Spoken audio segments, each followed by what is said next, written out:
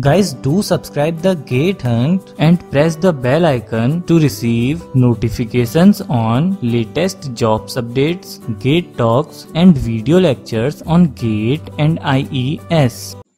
Hi guys, welcome to this 19th lecture of ICT for GS for IES. So guys, today we will be discussing about the last chapter of this subject ICT, that is ICT in education. So guys, in this chapter, we will see what is the purpose of ICT in education. So guys, ICT in education mainly deals with communication in the teaching and learning process. For example, currently what we are doing, I am teaching something and you are learning something. So which means that we are using an ICT technique in the process of teaching and learning. Guys, another example of this using this ICT in education can be that in modern classrooms, projectors are there in which the content is delivered to the students in form of PPTs using LCD projectors. So this can be an example of using this ICT in education. Also video lectures, PDFs, all these comes under ICT in education. So talking about that, what is the purpose of ICT in education? So the main purposes of ICT in education are: number first is to broadcast material. That is, for example, through my YouTube channel, I am broadcasting the GS lectures for IES. So you are not coming to my home to get these video lectures from me.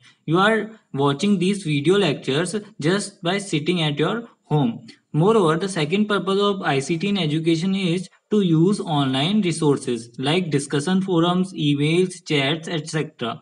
Guys, third purpose of ICT in education is to facilitate various technology like live classes, offline classes, etc. Moving on, the fourth purpose of ICT in education can be for blending learning. Guys, in a normal classroom, we will have a chalkboard, whereas in a modern classroom, we will have LCD projectors as well, so that things can be explained to students using animation. So this is an example of using this ICT in education for blending learning.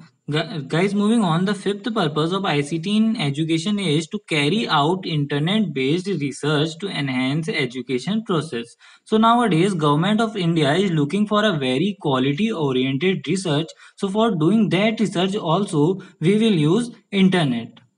Guys, moving on, now let's talk about that what does this e-learning means. So it refers to using electronic applications and processes to learn. So one example of this e-learning is e-tabs. So we can use the tablets for learning through internet. Guys, moving on, these e-learning applications and processes includes web-based learnings, computer-based learnings and virtual classrooms. It reaches a wider target of audience by engaging learners who have difficulty attending conventional classroom training. So for example, in earlier days, big cities students were able to access the coachings and good quality resources. But now, with the invention of these e-learning platforms, the students of small cities are also able to avail the same resources which earlier the big city students used to avail.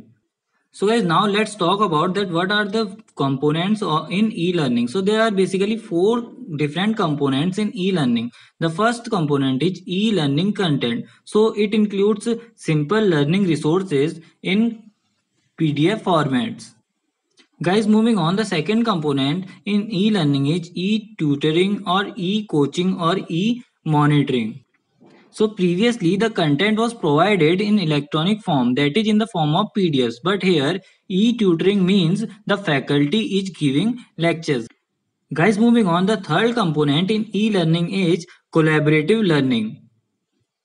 So discussion forums can be an example of collaborative learning. Guys, moving on, the fourth component in e-learning is virtual classrooms, which means live classes.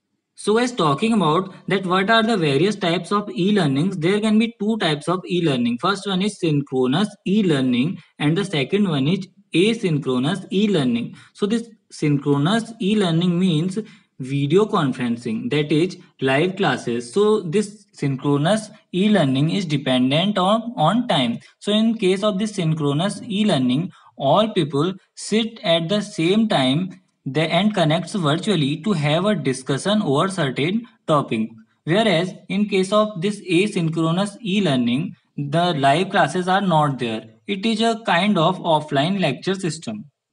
So we can say that this asynchronous e-learning is not dependent on time, whereas this synchronous e-learning is dependent on time.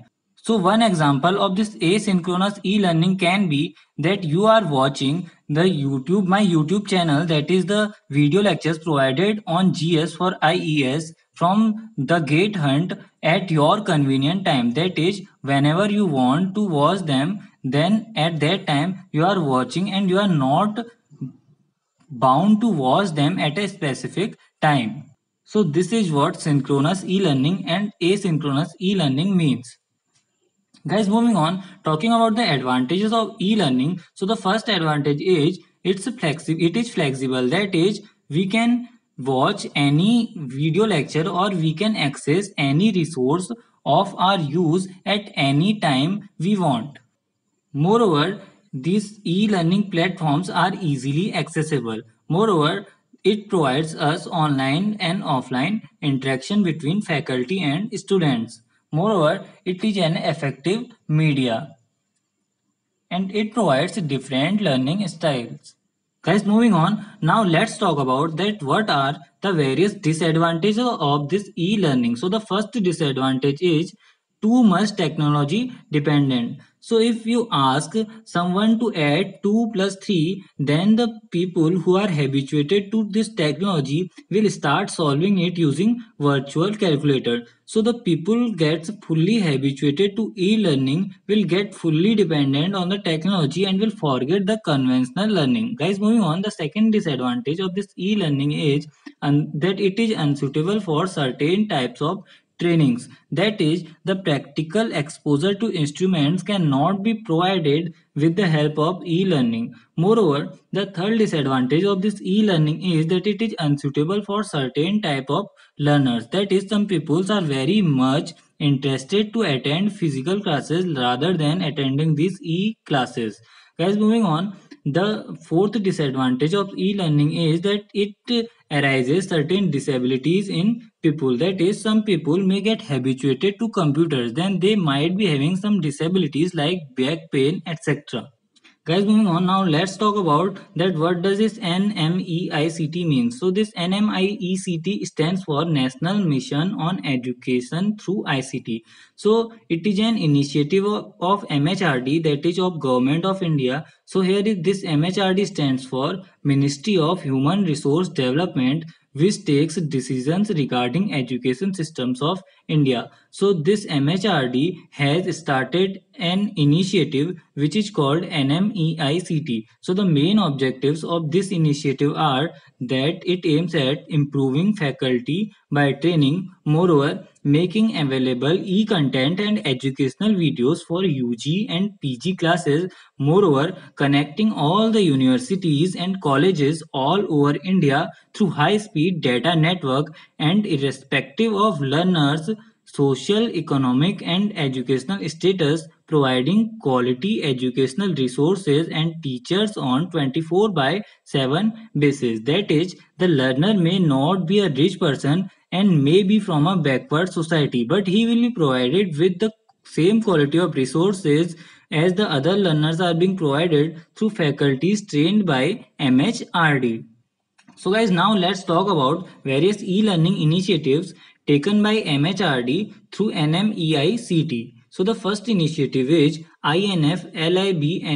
So it stands for Information and Library Network, and it provides or contributes to the development of e-learning resources, virtual labs and open source applications, etc. Guys, moving on, the second e-learning initiative is Sakshat. So this is an e-content portal initiative to facilitate lifelong learning of the students, teachers, and for those which are in employment. Guys, moving on, the third e-learning initiative is broadband connectivity to colleges and universities, and the fourth one is low cost access devices, and an example of these low cost access devices Akash tablets. So using these cheapest tablets, students can develop their projects. Guys, moving on, the fifth e-learning initiative taken by NMEICT is virtual labs, and the sixth one is spoken tutorial. So this spoken tutorial is provided for those people who are very weak in English. Guys, moving on, the seventh e-learning initiative taken by NMEICT is e-Yantra. So it is an initiative for developing the robots. And the eighth e-learning initiative taken by NMEICT is FOSSEE, which stands for Free Open Source Software. And the ninth one is NPTEL. Guys, 10th e-learning initiative taken by this NMEICT is eSodh Sindhu. So it provides latest journals and papers published in various areas to students and faculties. Moving on, the 11th initiative is EduSat, which stands for Educational Satellite. Guys, it aims to connect urban and rural educational institutions throughout India to provide a formal education infrastructure and also to help spread knowledge about health and other related issues to more remote areas of the country. Guys, moving on, the 12th initiative is DLI, which stands for Digital Library of India, and the 13th initiative is MOOC, which stands for Massive Open Online Courses. Guys, other than these initiatives taken by Government of India, there is one more important initiative which is called OCW, which stands for Open Courseware. It is not provided by Government of India, it is provided by MIT, which stands for Massachusetts Institute of Technology. So guys, like this, there are so many initiatives taken by the government to make education easily accessible to all using ICT. So using all these initiatives, teachers and the learners are able to collaborate together and they can have communication, that is they can share their contents. So alright guys, that's it about the ICT portion for GS for IES. So guys, if you want to practice some questions from this subject, then you can buy Made Easy practice book or IES Master practice book, which comprises of practice questions of all the subjects of GS for IES. Guys, please don't buy the theory books of Made Easy and IES, because the theory which I have taught to you is more than enough for you. And if you are having enough time, then please denote that time in preparing your technical subjects. And don't waste your time by preparing a single subject from different sources. Guys, you can buy any of the practice book among IES Master and Made Easy, and I have provided the Amazon links of both the books and you can buy both the books from there. Guys, if time permits, I will be solving the questions from IES Master practice book in November or December after the completion of all the subjects. So alright guys, in the next lecture we will start with the new subject, that is engineering ethics. So we will be starting engineering ethics from 20th June. Guys, do hit the like button and do subscribe the Gate Hunt and press the bell icon to receive notifications on latest jobs updates, Gate talks and video lectures on Gate and IES.